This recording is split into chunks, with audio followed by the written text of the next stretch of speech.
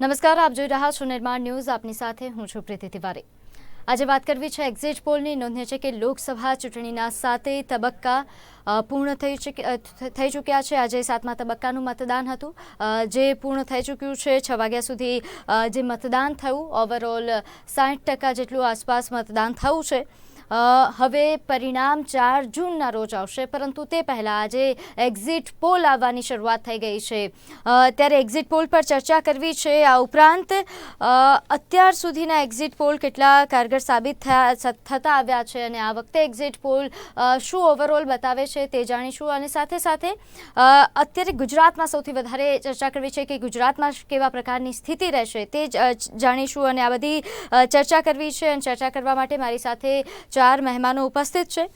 મારી સાથે ઉપસ્થિત છે જાણીતા એવા રાજકીય વિશ્લેષક ભાર્ગવભાઈ પરીખ, સાથે સાથે વરિષ્ઠ પત્રકાર અરવિંદ જોબનપુત્રા, ભાજપથી નેતા સંજીવ પંચોલી તેમજ કોંગ્રેસથી નેતા પરાગ પંચોલી. પહેલા તો આપ ચારેયનું નિર્માણ ન્યૂઝ પર સ્વાગત છે.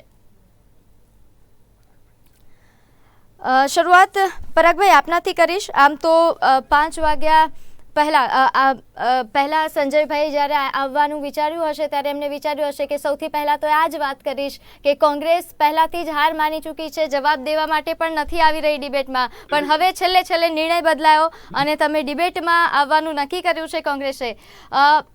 શું અચાનકથી શા કારણે આ નિર્ણય લેવાનું વિચાર્યું?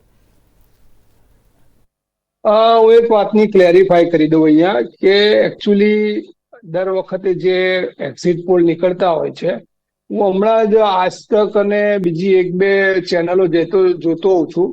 એ ચેનલોમાં તમને એવું રિયલાઇઝ થશે કે સાઉથના રાજ્યો પર એ લોકો એનાલિસિસ કરી રહ્યા હતા. કર્ણાટકની વાત કરી રહ્યા હતા. કર્ણાટકમાં ભાજપને 25 થી 30 સીટો આપે છે અને કોંગ્રેસને 4 થી 5 સીટો આપે છે.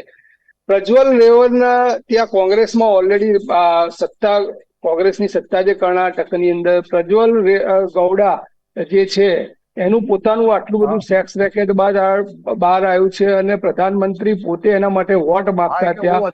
આજે આવા મુદ્દાઓ ત્યાં હોવા છતાં પણ જે અમુક ચેનલો જેને અમે ગોદી મીડિયા કહીએ છીએ, તો દેખી રીતે જે એક બાયસ તરીકે આખું એનાલિસિસ થતું હોય એ કારણે એક નિર્ણય લેવાયેલો પહેલા કે ભાઈ આપણે એક્ઝિટ પોલમાં આપણે જવું નહીં કોંગ્રેસ પાર્ટીએ. કારણ કે અત્યારે જે ન્યાય જે મેનિફેસ્ટો જે ચાલ્યો કોંગ્રેસનો, લોકોની વચ્ચે ખૂબ જ સરસ રીતે એને કામ કર્યું છે, લોકો એને આવકાર્યો છે.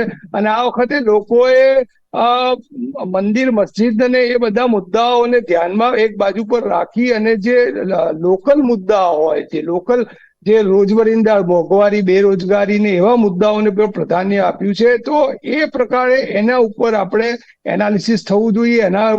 એના બેઝ ઉપર આપણે એક્ઝિટ પોલના આંકડા હોવા જોઈએ.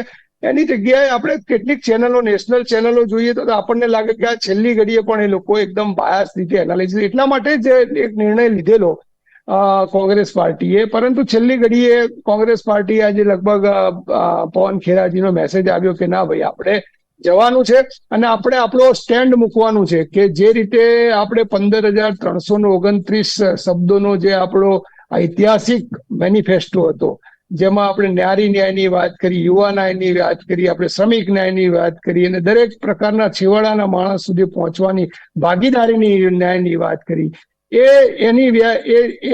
એને જે અસર કરી છે વોટરો ઉપર, જ્યાં જે જગ્યાએ ભારતીય જનતા પાર્ટીનું રેકોર્ડ બ્રેક દર વખતે વોટિંગ થતું હતું એમાં 5-5, 10% ઘટાડો આવ્યો છે. એ જ બતાવે છે કે આ વખતે મંદિર, મસ્જિદ, મટન, મછલી, મુગલ અને છેલ્લે તો મુદ્રો કાઢ્યો સાહેબે, આ બધા મુદ્દા ચાલ્યા નથી. અને જે મુદ્દા ચાલ્યા છે એ લોકોના રોજબરોજના મુદ્દા ચાલ્યા છે, આપણી વચ્ચેના મુદ્દા ચાલ્યા છે. અને એક જ સીટની આપણે વાત કરીએ, જો ટીઆરપી મોલનો મુદ્દો, જો ટીઆરપી મોલની જો હોનારત, જો વોટિંગ પહેલા બની હોત તો કોઈ કાળે પણ જીતવાના કોઈ બી શક્યતાઓ રૂપાલા સાહેબની હતી નહીં. આવી અનેક ઘટનાઓ દેશમાં બનેલી છે કે જ્યાં ભારતીય જનતા પાર્ટી ના પોતાના છબરડા હોય કે એમની પોતાની અણઆવડત હોય, અનેક લોકોએ જીવ ખોયા છે. ગુજરાતની અંદર તક્ષશિલા કાંડથી માંડીને આપણે બ્રિજની વાત કરીએ અને તળાવમાં પડી ગયેલા છોકરાઓની વાત કરીએ, તો આ લોકો કદી પણ આટલી બધી હોનારતો થયા પછી પોતાની જવાબદારી, પ્રશાસનિક જવાબદારી ક્યાંય લેતા જ નથી. એ 3-4 અધિકારીઓને પકડીને પૂરી દે છે. હવે તમે વિચારો કે જે પેલા તળાવની અંદર જે છોકરાઓ ડૂબી ગયેલા, અરે સોરી, આપણે ત્યાં બ્રિજ જયારે મોરબીનો પડી ગયો એમાં 20માંથી 16 જણા તો છૂટી ગયા છે. હવે મુદ્દાઓ પર આપણે ચર્ચા કરી ચૂક્યા છીએ. ભાર્ગવભાઈ, અત્યારે જે એક્ઝિટ પોલ ધીરે ધીરે આવી રહ્યા છે, એક્ઝિટ પોલ પર આપના વિચાર જાણવા છે. એ પહેલા જે રીતે પરાગભાઈએ વાત કરી કે એક્ઝિટ પોલ ખરેખર કેટલા એક્ઝેક્ટ હોય છે, તેના પર એક મોટો સવાલ છે, તો એને લઈને આપનું વિશ્લેષણ.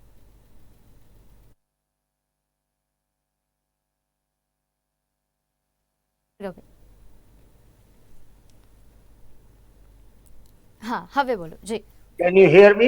Yes please. Yeah. Exit poll કેટલા ખરા હોય છે એ સવાલ એક્ઝિટ પોલના સેમ્પલ સાઇઝ ઉપર રહે છે. એક્ઝિટ પોલ સેમ્પલ સાઇઝના ઉપર આધારિત હોય છે. સેમ્પલ સાઇઝ કેવી રીતે લેવાય છે, સેમ્પલ સાઇઝમાં કયું એજ ગ્રુપ છે, કયું ઇન્કમ ગ્રુપ છે, આ બધા જ મુદ્દાઓને ધ્યાનમાં રાખીને સેમ્પલ સાઇઝ બનાવવામાં આવે છે. સેમ્પલ સાઇઝની અંદરથી પછી સેમ્પલ સાઇઝનું એનાલિસિસ કરવામાં આવે છે. સેમ્પલ સાઇઝના એનાલિસિસ ઉપરથી તમે એક ટ્રેન્ડ પકડી શકો છો અને એ ટ્રેન્ડ પકડે એને એક્ઝિટ પોલ કહેવાય. આજ સુધી એક્ઝિટ પોલની અંદર ઘણે તમને કહું કે તમારે એ ન ભૂલવું જોઈએ કે કેટલાક એક્ઝિટ પોલ ખોટા પડે એટલે એનો અર્થ એવો નથી કે તમામ એક્ઝિટ પોલ ખોટા પડતા હોય છે. નંબર એક તમને કહું કે હું ઘણા બધા એક્ઝિટ પોલ કંપની કરવાવાળી કંપનીઓ સાથે કામ કરી ચૂક્યો છું. માત્ર એક વખત હું ખોટા પડ્યા છીએ અમે લોકોએ, એ બી 2014ની અંદર ખોટા પડ્યા હતા. એ સિવાય ક્યારે એક્ઝિટ પોલમાં ખોટા નથી પડ્યા. અત્યારે પણ હું એક એક્ઝિટ પોલ કંપની સાથે કામ કરું છું. એનું નામ હું આપી શકું એમ છું નહીં અત્યારે, કારણ કે મારું કામ અત્યારે એ જ ચાલી રહ્યું છે અને ગુજરાત ઉપર પણ એનું કામ ચાલી રહ્યું છે. એટલે એક્ઝિટ પોલ ખોટા હોય છે, ખોટા બતાવવામાં આવે છે અથવા તો પ્લાન્ટેડ હોય છે, એ વાત સાથે હું સંમત નથી. પહેલી વાત એ એક્ઝિટ પોલની સેમ્પલ સાઇઝ તમે કઈ લીધી છે એના ઉપર ડિપેન્ડ કરે છે. હું તમને મારો એક જ નાનકડો એક્ઝિટ પોલ હું તમને બતાવવાનો પ્રયત્ન કરીશ કે આ ફોનની અંદર તમે બહુ જ એટલે નામ નહીં વંચે એ રીતે હું મૂકવાનો દેખાડવાનો પ્રયત્ન કરીશ કે આ રીતે સેમ્પલ સાઇઝને તમારે એનાલિસિસ કરવાનું હોય છે. હવે આ એનાલિસિસ જો તમારું ખોટું પડે જે ઘડીએ, તો એ ઘડીએ ઓબ્વિયસ છે કે આ ટ્રેન્ડ તમારો ખોટો પડે. આની અંદર તમને જે હમણાં થોડી વાર પહેલા કોંગ્રેસના ભાઈ કહેતા હતા કે એક જ પ્રકારના એક્ઝિટ પોલ આવે છે અને સાચા પડે છે કે ખોટા પડે છે, આ એનાલિસિસ કરવા માટે મહેનત કરવી પડે છે, જેના માટે બુદ્ધિનો પ્રયોગ કરવો પડે છે. નંબર 2, એમનો એક બીજો મુદ્દો હતો કે જો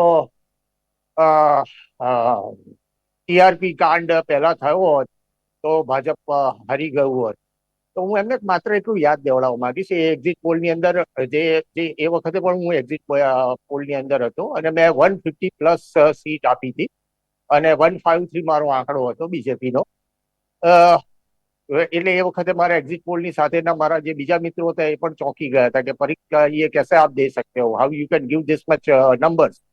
એ વખતે મોરબી પુલ તૂટ્યો હતો, યાદ કરી જુઓ તમે. મોરબી પુલ એ વખતે તૂટી ગયો હતો, ઇલેક્શન પહેલા તૂટ્યો હતો, ઇલેક્શનના 1.5 મહિના પહેલા તૂટ્યો હતો.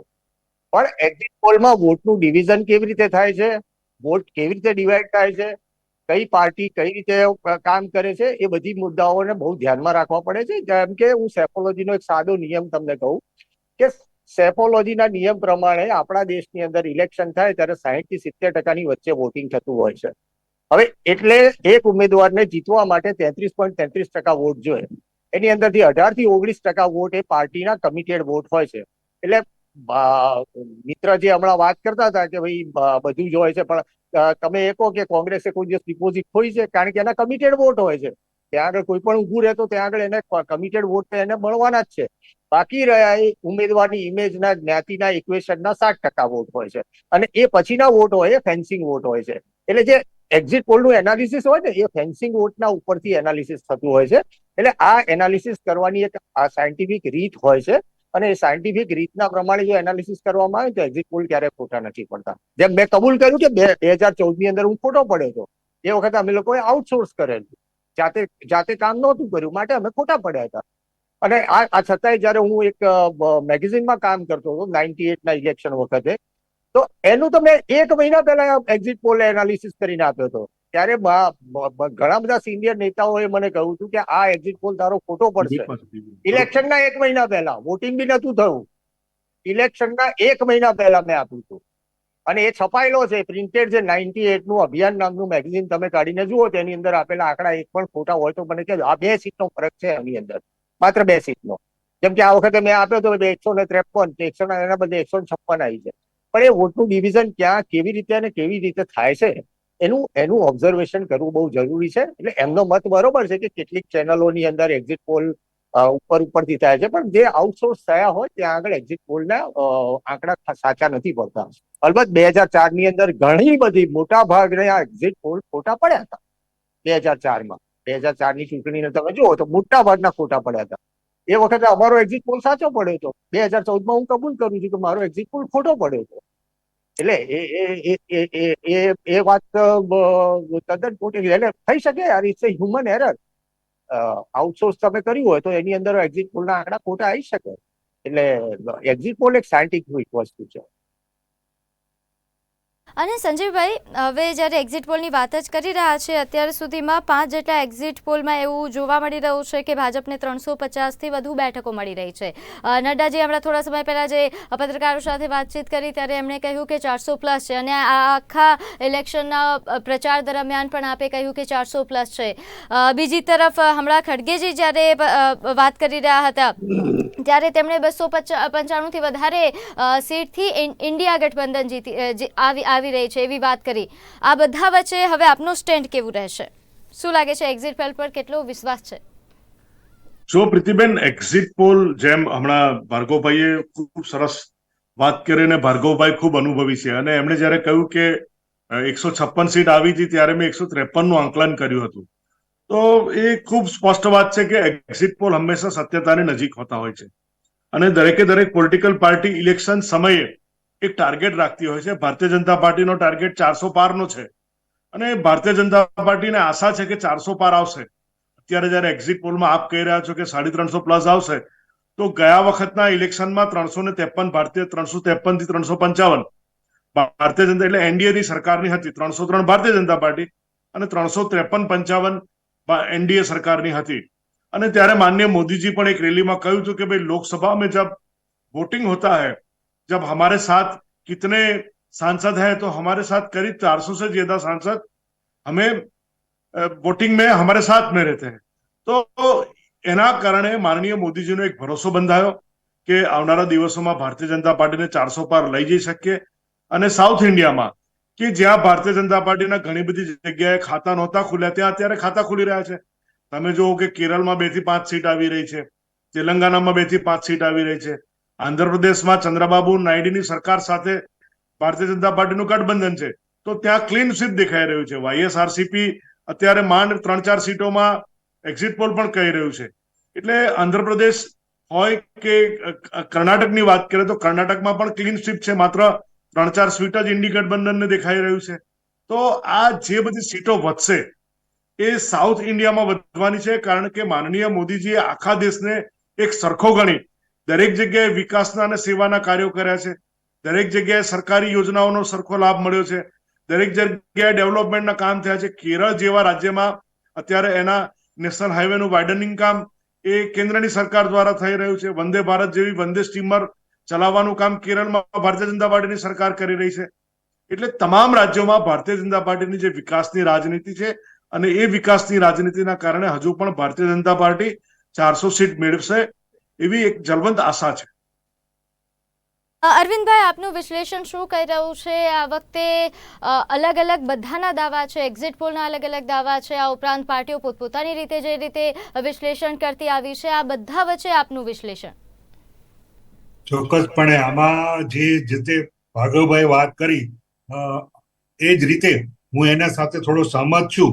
પરંતુ જે રીતે મોટાભાગના પોલ એક્ઝિટ પોલમાં આઉટસોર્સની જ મદદ લેવામાં આવે છે, એટલે કે એમાં વેરિએશન ઘણું બધું જોવામાં આવે છે. આપણે જો 2019ની જ વાત લઈએ તો ઇન્ડિયા ટુડે ખૂબ જ વાસ્તવિકતાની નજીક હતી, બાકી બધાના ફિગરો ઘણા બધા મિશ્ર હતા. એટલે કે એ બધાનું જે રીતે વિશ્લેષણ કરવામાં આવે છે સાયન્ટિફિકલી રીતે ચોક્કસપણે કરે, પણ જે વર્ગને જે પ્રોજેક્ટને એ લોકો આગળ વધારીને જે રીતે કરે છે લોકો, એમાં જે આઉટસોર્સની મદદ લે છે એના પર આપણે વિશ્વસનીયતા બહુ રાખી શકતા નથી, કારણ કે એમાં 20 થી 25 સીટનું વધઘટ થવાના ચાન્સીસ ખૂબ વધી રહે છે. અલબત્ત ક્યારેક સાચું પડે, પણ અહીંયા જે ઇન્ડિયા ટુડેનો સર્વે હતો 2000 ખૂબ જ વાસ્તવિકતાથી નજર હતો. એને 290 થી 300 સીટની આપી હતી અને 303 સીટ ભાજપને મળી હતી ને 353 સીટ ટોટલ એનડીએને મળી હતી. તો એ રીતે એક્ઝિટ પોલના દરેકના દાવા, દરેકનું જે સર્વે છે, જે સાયન્ટિફિકલી અલગ અલગ રીતે કરે છે. કારણ કે એમાં આ વખતનું જે સાઉથ ઝોનનું છે એમાં વિશ્લેષણ આખું અલગ રીતે થવાનું. કારણ કે અહીંયા બીજેપીના પગરણ મંડાઈ ચુક્યા છે અને સાઉથ ઇન્ડિયામાં જે રીતે બીજેપી નું આંકલન અત્યાર સામે આવી રહ્યું છે ને, અમારા અનુભવ રીતે જે રીતે અમે જાણીએ છીએ, તો અહીંયા ચોક્કસપણે એ લોકો પ્લસમાં આવી રહ્યા છે. અને જે રીતનું સામ્રાજ્ય સાઉથમાં પ્રાદેશિક પક્ષનું હતું, ત્યાં કદાચ લોકસભામાં આ લોકોનો ભારતીય જનતા પાર્ટીનો અપર હેન્ડ રહેશે. પરંતુ બીજા રાજ્યોમાં જોઈએ તો યુપીમાં પણ ઘણી જગ્યાએ કશ્મકશની લડાઈ જોવા મળી રહી છે. એટલે કે અહીંયા પણ સીટ પ્લસ માઇનસ થઈ રહી છે. ગુજરાતની જ આપણે વાત કરીએ તો જે 26 સીટ ગયા વખતે મળી હતી, આ વખતના ચોક્કસપણે જે રીતના રિપોર્ટ્સ મળી રહ્યા છે, ઓથેન્ટિક રિપોર્ટ્સ મળી રહ્યા છે, એમાં 2 થી 3 સીટ ચોક્કસપણે ઓછી મળવાના ચાન્સીસ રહે છે.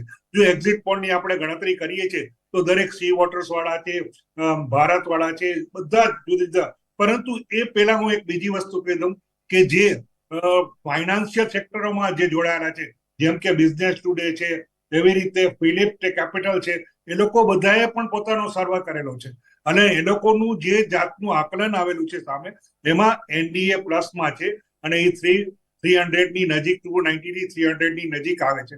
એટલે કે એ જ સત્તા પર આવે છે અને એના ઉપર જ એ લોકોનું આખું બિઝનેસ કોમ્યુનિટીનું છે. એ જ રીતે ઇક્વિટી શેર માટેનું છે. એ રીતે મૂડીઝ વાળા કે જે રીતે આપણું રેટિંગ નજીક કરે છે નક્કી, તો એ મોડી રેટિંગ ક્યારે કરે કે જ્યારે પોઝિટિવ રિપોર્ટ એને મળે કે જે સ્ટેબલ ગવર્નમેન્ટ આપવાની છે ને સ્ટેબિલિટી આવે છે, ત્યારે જ આ વસ્તુ શક્ય બને. અને એ જ વસ્તુના આધાર ઉપર જે વિશ્લેષણ થાય છે એને. અને એ ઉપરાંત એક બીજી વસ્તુ આપને કહી દઉં કે ફલોડી કરીને એક સટ્ટા બજાર રાજસ્થાનમાં છે, એને પણ પોતે આગાહી કરી છે. અને કારણ કે સટ્ટા બજાર લોકો પણ ખૂબ જ વિશ્વસનીય રીતે આ લોકો આંકડો આપતા હોય છે અને એ લોકોનું પણ આકલન સારું હોય છે. એને પણ આ વખતે 300 થી વધારે સીટ ભારતીય જનતા, જોકે જે વાસ્તવિકતાથી જે 400 ની આંકડો કહે છે એ કદાચ નહીં પાર કરી શકે એવું અત્યારનું મારું ગણિત અને માનવું છે.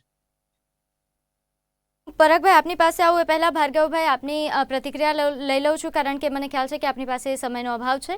આપનું ઓવરઓલ મને આપની પાસેથી વિશ્લેષણ જાણવું છે. આમ તો આપે જણાવ્યું એમ છતાં ગુજરાત માટે આ ઉપરાંત કયા એવા રાજ્યો લાગી રહ્યા છે કે જે આ વખતે એનડીએ માટે ખૂબ જ કપરા ચઢાણ જેવું છે? આ ઉપરાંત ઇન્ડિયા ગઠબંધન જે દાવો કરી રહી હતી પરંતુ એવું પરિણામ નહીં મળે. જો હું અત્યારે મેં તમને કહ્યું કે હું પણ એક એક્ઝિટ પોલ કરનારી એક એજન્સી સાથે જોડાયેલો છું. અત્યારે ચાલુ કામમાંથી જ હું બહાર નીકળ્યો છું, એટલે હું ચોક્કસ આંકડા આપી શકું એ મારી કોન્ટ્રાક્ટના અંદર લખેલા નિયમો પ્રમાણે ગેરમાન્યતા ગણાય. પણ હું ઓવરઓલ તમને પિક્ચર આપવાનો પ્રયત્ન કરીશ. ઉત્તર પ્રદેશની અંદર જે ધારીએ છે એટલી સીટ નહીં આવે. બિહારની અંદર જેટલી ધારે છે એટલી બીજેપીની સીટ નથી. સાઉથની અંદર તો એમણે બહુ જ વ્યવસ્થિત રીતે પોર કરેલી છે. પોતાની આખી શક્તિઓને એ સાઉથની અંદર ડિવાઈડ બીજેપીએ કરેલી છે. એટલે બધી જ એજન્સીની નજર ત્યાં આગળ હોય, એના માટે થોડું સમજવાની જરૂર છે. તમે જુઓ કે છેલ્લા પદ્મશ્રી અપાયા, એ છેલ્લા પદ્મશ્રી અપાયા એની અંદર મેક્સિમમ લોકોની સંખ્યા કઈ છે? પદ્મશ્રી કે પદ્મભૂષણ જે બી અપાયા તો સાઉથની છે. સાઉથની અંદર માલદીવની પાસે જઈને ત્યાં આગળ જઈને બેસવાના પાછળનું કારણ શું છે? નંબર 2, કર્ણાટક. એક રસ્તો એમના માટે, બીજેપી માટે ખુલતો રસ્તો કયો છે કે કર્ણાટક એટલા માટે કે મહારાષ્ટ્રને અડીને આવેલું છે, ત્યાંથી ખુલતો રસ્તો છે. હવે એ રસ્તાની અંદર એ લોકોએ ઘણું બધું પોર કર્યું છે. એવું નથી કે બીજેપીએ ત્યાં આગળ પોર નથી કર્યું. એટલે નંબર ઓફ સીટ્સ સાઉથની અંદર વધશે. નોર્થની અંદર હું થોડો ઘટાડો જોઈ રહ્યો છું. પશ્ચિમ ભારતની અંદર સામાન્ય ઘટાડો છે. પણ કમનસીબે મારા હાથ બંધાયેલા છે કે કેટલાક મારા થયેલા જે કોન્ટ્રાક્ટ પ્રમાણે હું આમાં કશું બોલી નથી શકતો, કહી નથી શકતો ચોક્કસ આંકડાઓ. કારણ કે હજી પણ અમે લોકો એના ઉપર કામ કરી રહ્યા છીએ અને કદાચ મોડી રાતે 11-12 વાગ્યા સુધીમાં ફાઇનલ આંકડા સુધી અમે લોકો પહોંચીશું. એટલે ચોક્કસ આંકડા હું આપને આપી નથી શકતો, એ બદલ દિલગીર છું. પણ ઓવરઓલ પિક્ચર હું તમને આપી રહ્યો છું. પણ હું જોબનપુત્રભાઈની વાત સાથે સંમત છું કે 400 પાર થવાની સંભાવના નથી. એટલું હું ચોક્કસ કહી શકીશ. બિલકુલ બિલકુલ. પરાગભાઈ, હવે જે 400 પારની જે રીતે વાત થઈ રહી હતી કે એ તો સંભવ નથી લાગી રહ્યું, પરંતુ ઇન્ડિયા ગઠબંધન, આજે ખડગેજીએ જે દાવો કર્યો કે 295 પ્લસ મળી રહી છે ઇન્ડિયા ગઠબંધનને, પરાગભાઈ આ વિશ્લેષણ ખરેખર આપને એવું લાગી રહ્યું છે? અને બીજી તરફ ગુજરાતની પણ વાત કરું, કારણ કે ગુજરાતમાં એવું લાગે છે કે 1-2 બેઠક છે કે જ્યાં કદાચ તમને ફાયદો થાય. જુઓ, મેં ભાર્ગવભાઈની 2 વખત વાત સાંભળી. એમણે સેમ્પલની વાત કરી છે, અમે કઈ રીતે એક સેમ્પલને એનાલિસિસ કરીએ છીએ અને ઉપરથી એક્ઝિટ પોલનું આખું ફોર્મેશન તૈયાર થાય છે. અમે લોકો જે છીએ, જે કાર્યકર્તાઓ, જે હોદ્દેદારો છે, એ અમારા કાર્યકર્તાઓ જોડેથી રિપોર્ટ્સ મંગાવીએ છીએ કે ફલાણા કાર્યકર્તાઓ તમને શું લાગે છે, કેટલું વોટિંગ થયું છે. દરેક, અમને પણ ખબર છે કે દરેક જિલ્લામાં, દરેક તાલુકાની અંદર કે બૂથની અંદર 900 થી 1200 ના બૂથનું વોટિંગ હોય, એમાં તમને ખબર પોતાને હોય છે કે ભાઈ આ બૂથમાં સંપૂર્ણ આપણા તરફ છે કે નથી, અને તો સ્વિંગ વોટરો કેટલા છે, એમાં કસમકસ કેટલી છે, એ ડેટા ઉપરથી તમને ખ્યાલ આવતો હોય છે. જો આ રીતનું એનાલિસિસ જોવા જઈએ, એમણે પંચોલીભાઈએ કીધું કે ભાઈ પ્રધાનમંત્રી શ્રી ઘણી બધી રેલીઓ અને સભાઓ એમણે સાઉથમાં કરી છે, એટલે અહીંયા કર્ણાટકની અંદર એમને 22 થી 25 સીટ આવશે, કેરળમાં 3 થી 5 સીટ આવશે, ત્યાં હૈદરાબાદમાં ને ત્યાં તો પૂરેપૂરી સીટ આવશે, ક્લીન સ્વીપ મળશે. પરંતુ તમે હકીકત જુઓ કે હકીકત એવી છે કે જેટલો પેલા માધવીબેનને ઉભા કર્યા એમની સામે, અને એક હાવ ઉભો કરવામાં આવ્યો મીડિયાની અંદર ને, તો હવે આ બધી ટેક્ટિસ ચાલતી નથી. પ્રજા જે છે, પ્રજા મોંઘવારી, બેરોજગારી કે એ બધા મુદ્દાઓથી ઝઝૂમી રહી હોય છે, અને એ પ્રમાણે હવે દર વખતે એમણે કીધું કે ભાઈ 2014માં એ લોકો ખોટા પડેલા, તો આ વખતે બધા ખોટા પડીશું. આ વખતે તમે યુપીમાં જુઓ તો યુપીમાં 30 જેટલી સીટો આ લોકોની 50 સીટો, 50 થી 55 સીટો આવે છે. બાકી એમની યુપીની અંદર ત્યાં જ સૌથી મોટું ગાબડું પડે છે. ગુજરાતની અંદર બધા જ એનાલિસ્ટો એવું કે છે કે ભાઈ 6 થી 7 સીટ કોંગ્રેસને આવે છે, પણ હું એવું માનું છું કે 4 જ સીટ છે. ચલો, જો ગુજરાતમાં 4 સીટ આવતી હોય તો તમે 10 નો આંકડો રાજસ્થાનમાં મુકાય છે, હું તો ત્યાં 4 થી 5 સીટ મૂકું છું. આ રીતે તમે હરિયાણામાં જુઓ, તમે પંજાબમાં જુઓ, તો બધી જગ્યાએ આ લોકોની સીટનો ઘટાડો થવા મળ્યો, અને સૌથી મોટો ઘટાડો એમને મહારાષ્ટ્રમાં થવા જોઈ મળ્યો છે. જે ગેટવે કે જે કર્ણાટકનો સૌથી મોટો ઘટાડો, સેટબેક, 10 થી વધારે સીટ ભારતીય એનડીએ ગઠબંધન મહારાષ્ટ્રની અંદર જીતતું નથી. તમે 4 જૂને આ આંકડા મારા તમે યાદ રાખજો. એટલે જે ભાર્ગવભાઈ, આપના પાસેથી પણ લેવા માંગીશ અને પછી જી. મહારાષ્ટ્ર કરતા હું એમને પરાગભાઈને એક નાનકડો, મને પિન આઉટ કરીને કહું છે એટલે નાનકડો જવાબ આપી દઉં એમને. પરાગભાઈ, હું બહુ સરળ ભાષામાં તમને કહું કે ગુજરાતની અંદર તમારી આશાઓ હોય એ બહુ સાચી વાત છે, કારણ કે વોટનું ડિવિઝનને તમે ધ્યાનથી જોયું નથી. 2017ની ચૂંટણીનું વોટનું ડિવિઝન તમે જુઓ તો 41.7% વોટ તમારા કોંગ્રેસની અંદરના હતા, જેની અંદર તમે 99માં બીજેપીને રોકી શક્યા હતા. હવે એ જ વોટને તમે 2022માં જો, હું 153નો મેં જયારે આંકડો આપ્યો હતો ત્યારે બધા ચોંકી ગયા હતા, અને બધાને મેં આ જ કહું છું કે 27.6%, 7% કોંગ્રેસના વોટનો શેર છે, 12.5% આપનો વોટ છે. That is called anti BJP vote. Again I am repeating, that is called anti BJP vote. 0.9 એટલે લગભગ 1% જેટલો વોટ શેર થયો તમારો ઓવેસીનો, એટલે that is also a anti BJP vote. તો એન્ટી બીજેપી વોટની અંદર ગડબડી થઈ નથી, એ એન્ટી બીજેપી વોટ ઇન્ટેક રહ્યો છે. એ સમજવાની જરૂર છે. એટલે તમે એક્ઝિટ પોલને સમજવા માટે આ ઝીણી ઝીણી વસ્તુઓને સમજવાની જરૂર છે. મેં પહેલા બહુ જ ટૂંકમાં એમ કહ્યું હતું કે વોટનું ડિવિઝન ક્યાં થાય છે એ જોવું જોઈએ. એ વખતે પણ મને આ સવાલ પૂછવામાં આવ્યો હતો કે આનો અર્થ એ થયો કે આપ બહુ વધારે સીટ લઈને આવે છે. મેં કીધું નહીં, આપ વધારે સીટ લઈને નહીં આવે, પણ ક્યાં આગળ 3000 વોટ છે, ક્યાં આગળ 135 વોટથી જીત થઈ છે, ક્યાં આગળ નોટાના વોટ વધારે પડ્યા છે, આ બધા જ ઇક્વેશનને જોવા પડે. માત્ર કાર્યકર્તાઓના આધારના ફીડબેકથી એ સમય થોડો આ છે ને, અત્યારે કદાચ આપણે ઈમેલના જમાનામાં પોસ્ટકાર્ડ વાળી વાત કરી રહ્યા હોય, માફ કરજો, આપને ખરાબ નહીં લગાડતા, પણ ઈમેલના જમાનામાં આપણે થોડી પોસ્ટકાર્ડની વાત કરતા હોય ને એના જેવું થઈ ગયું છે. એટલે you have pin out me, so that's why I am replying you. મારો કોઈ આશય તમને પેલો કહેવાનો નથી. હું એક બહુ ન્યુટ્રલ માણસ તરીકે આપને વાત કરું છું કે આ વોટ શેર તમારો એન્ટી બીજેપી નો ઘટે છે. અધરવાઇઝ 156 લીધા પછી કોંગ્રેસના અંદરથી શું કામ બીજેપી ને લોકોને લેવા પડે? 18,000 વોટની અંદર 18,000 બૂથની અંદર પાછળ છે બીજેપી 2022 ની અંદર. આ બધા આંકડાઓને તમે ફિગર આઉટ કર્યા જ નથી. આ આંકડાઓને ફિગર આઉટ કરીને તમારું કેમ્પેનિંગ થયું જ નથી. તમે પોતે કબૂલ કરીને બતાવો મને કે તમે તમારા જ્યાં આગળ 18,000 બૂથની અંદર જ્યાં બીજેપી પાછળ હતું એની અંદર સ્ટ્રેટેજિકલ કયું કેમ્પેનિંગ થયું છે? જ્યારે તમે એક્ઝિટ પોલ ને કે અથવા તો બીજા કોઈને બી પિન આઉટ કરો છો ત્યારે એની સામે તમારો મારા જેવા સામાન્ય માણસનો એક આ સવાલ બી આ હોઈ શકે કે 18,000, એમાં તો પંચોલીભાઈ બી સમજ થશે કે 18,000 વોટની અંદર બીજેપી પાછળ હતું, અરે 18,000 બૂથની અંદર પાછળ હતું. તે 18,000 બૂથને કોંગ્રેસે પિન આઉટ કર્યું ક્યારે? 18,000 બૂથને ટાર્ગેટ કર્યા એમને કે ક્યાં આગળ કેટલા વોટની એન્ટી બીજેપી વોટ પડ્યા છે?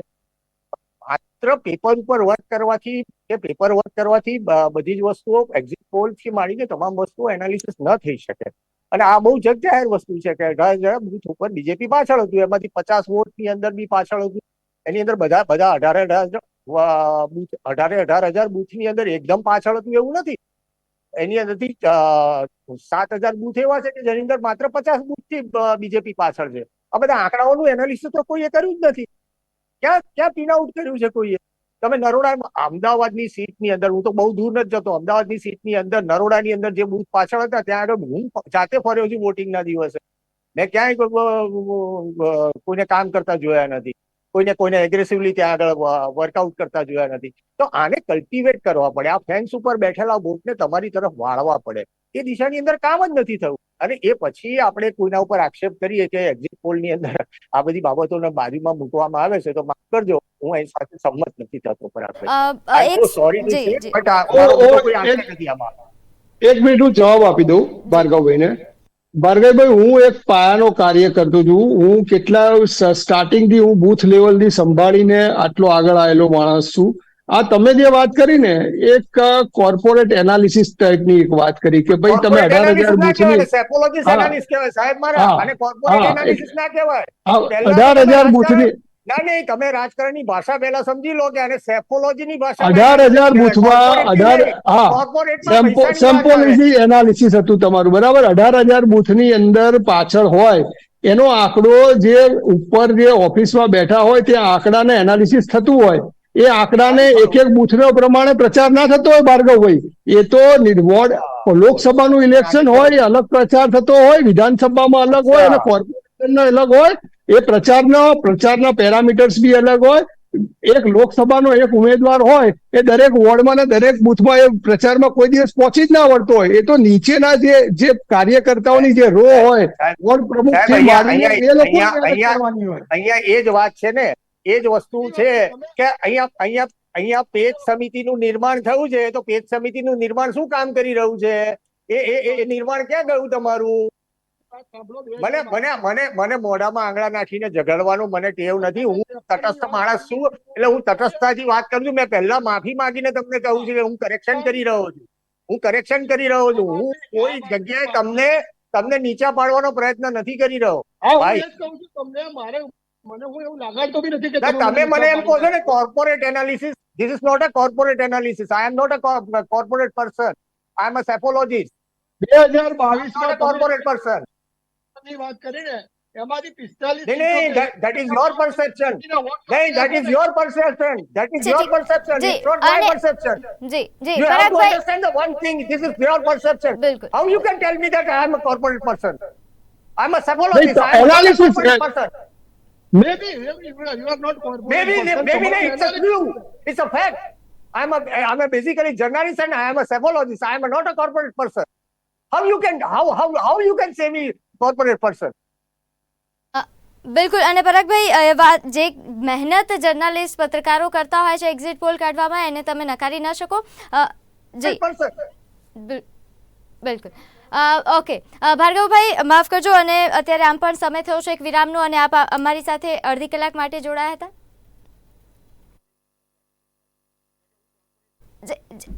ભાર્ગવભાઈ, આભાર મારી સાથે જોડાવા બદલ. આપણે ચર્ચાને આગળ વધારીશું. હાલ સમય થયો છે એક નાનકડા વિરામનો. નમસ્કાર.